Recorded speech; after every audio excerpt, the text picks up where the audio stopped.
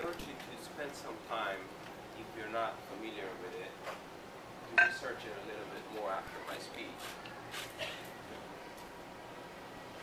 Here is how the process goes when I meet a new person. They introduce themselves. I usually repeat back their name, usually not always. And I tell them my name. And oftentimes, sensing a different name and my accent, they know I'm not American.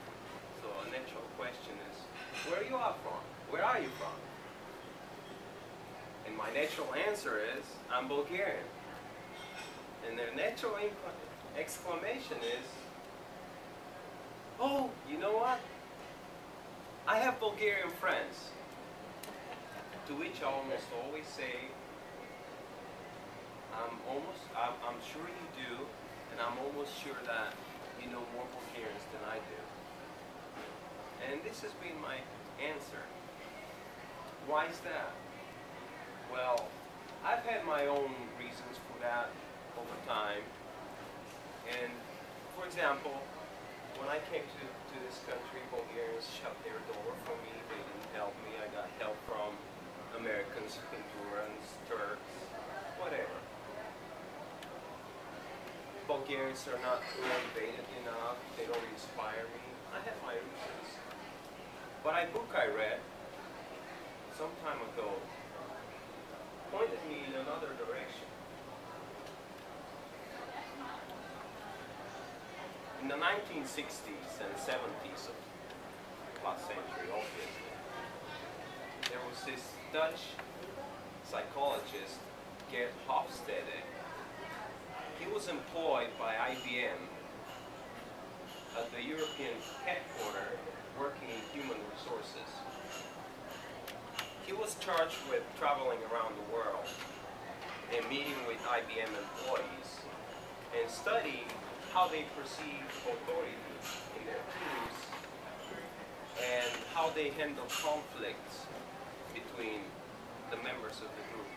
Well, he traveled in so many countries, in fact more than 90, and he gathered such a massive amount of information.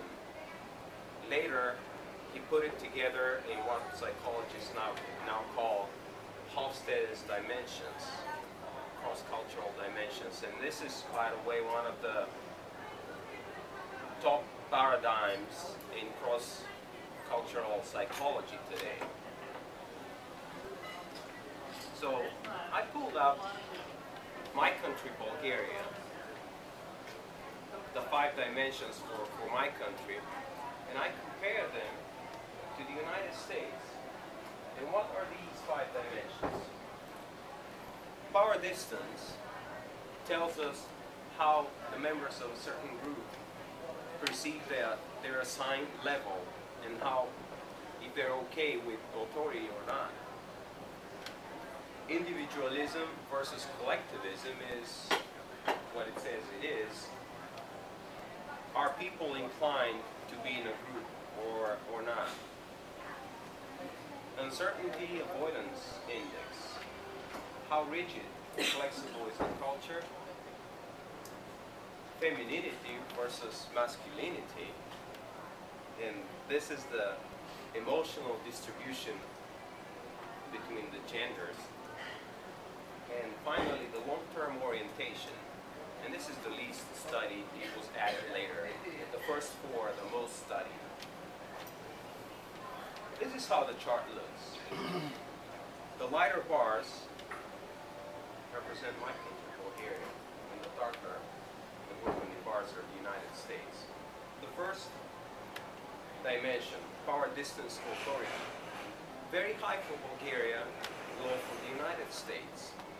What this says is that in my country, people are quite okay with their assigned roles in an organization. And organization could be anything. It could be a firm, it could be a family unit, it could be friends. The next one, individualism versus collectivism. low bars 30 for Bulgaria and very high bars of 99 for the United States means that Bulgaria is a very collectivistic society. And no wonder we were under communism. More than that, we were suppressed by the Ottoman Empire for more than 500 years. And that's more than the entire history of the United States. Whereas the United States is a very individualistic society. People like to go for the maximum they can achieve. Bulgarians are okay.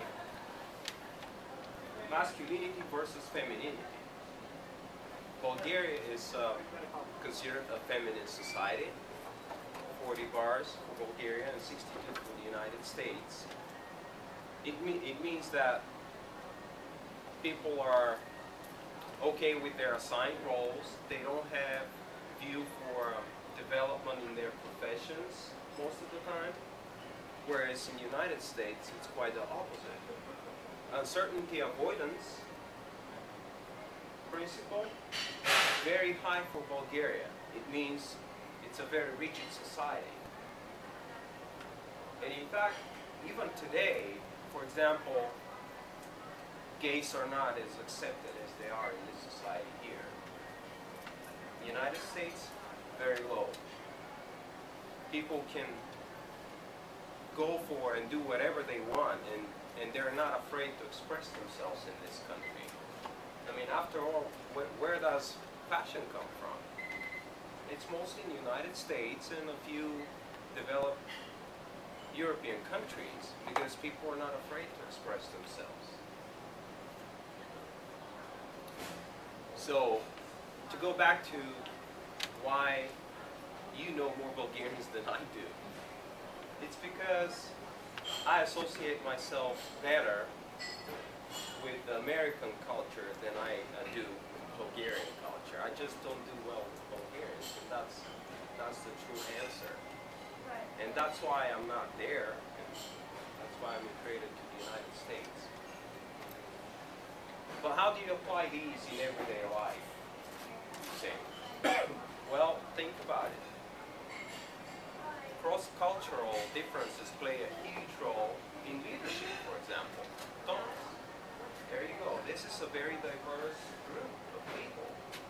Now, the power distance principle tells us that each individual from a different culture perceives you in a different way. And if you don't understand that, you're not very effective in your communication with the individuals in this diverse group. I'm not kidding you. It's true.